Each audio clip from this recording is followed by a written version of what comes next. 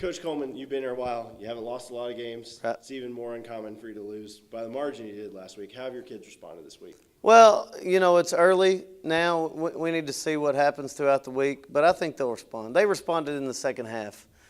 First half was just really flat. It's something we hadn't done in a long time.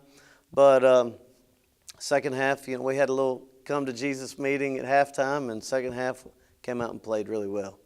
In the non-conference schedule, you play up a lot, try and get your kids some competition. I'm sure that even though the outcome wasn't what you want, there's some good lessons to be learned by playing a good program and a bigger program. Right. Well, what we like about our non-conference schedule is it exposes weaknesses or deficiencies.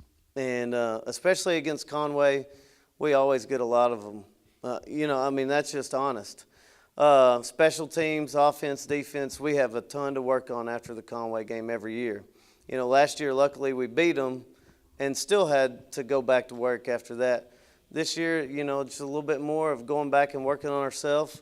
Catholic's going to do the same thing, this week. And we know that eventually that prepares us for the stretch conference run. You're getting a pretty good Catholic team, 3-0, with a win over a pretty good Bryant team last week. What do you see in them? What are the challenges? Well, their running back, Sammy Johnson, is probably the best player we're going to see all year. As a sophomore last year, he ran for 2,000, had 500 receiving yards. I want to say against us last year, he ran for 240. He is one of the more dynamic players you're going to see. So it's going to be a big test for us. We're going to have to tackle in space, and he's got really good balance and vision. It's going to be a good test for us. What about defensively? What challenges for them? Well, they do a lot of stunning, slanting, and blitzing.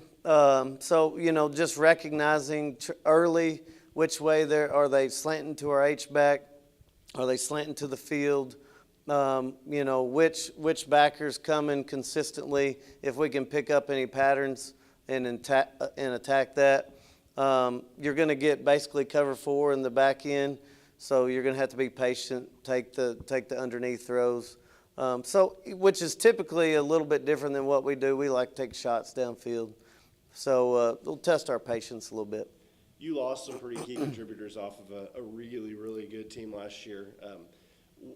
Does it take some time getting through the non-conference to get some guys that maybe haven't played as much that you're counting on for bigger roles this year? Oh, definitely. The loss of Jonathan Adams and Jennings Stanley, obviously Jonathan Adams, 28 receiving touchdowns last year is just PlayStation numbers. Jennings Stanley has been our center for 3 years and makes all our calls up front. So those two spots have been hard to replace.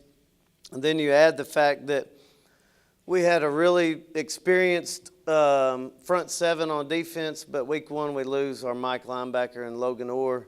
So trying to juggle people around and rework the puzzle to make it right is added to a little bit of it during the non-conference. But it's a work in progress, and hopefully by the end of this week, moving into conference next week, we'll have a lot of it figured out.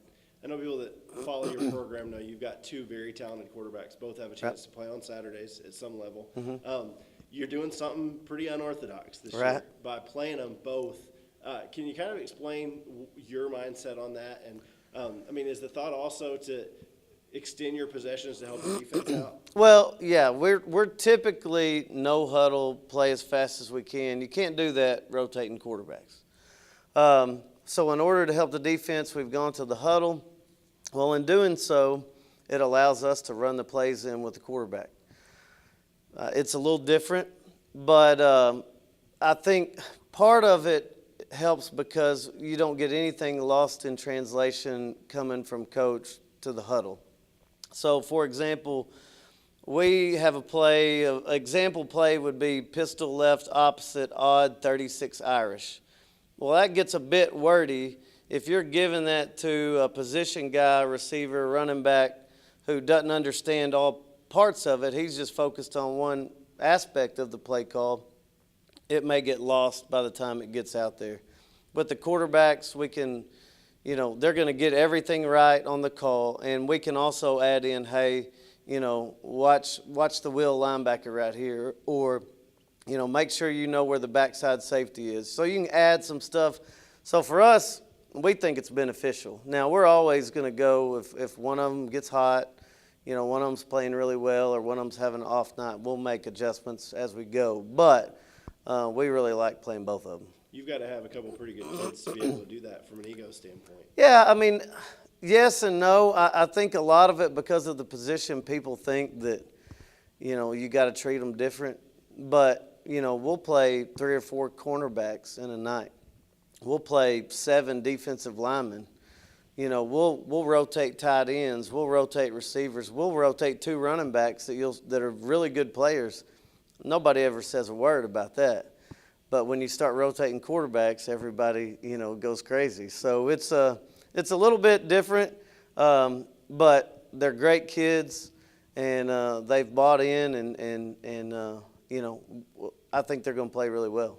One last thing. You guys were on the road last week. You were at Centennial Bank. So this is the first, you're in week 3, but the first time for you to get on your home turf. That's got to be exciting for you and for your kids. No, it'll feel great to get out in Cooksey Johns and play a home game in front of our fans. And I think it'll give us a little added juice that we haven't had. Maybe definitely last week, in Centennial Bank Stadium, you're going to gain some excitement, some juice from that environment.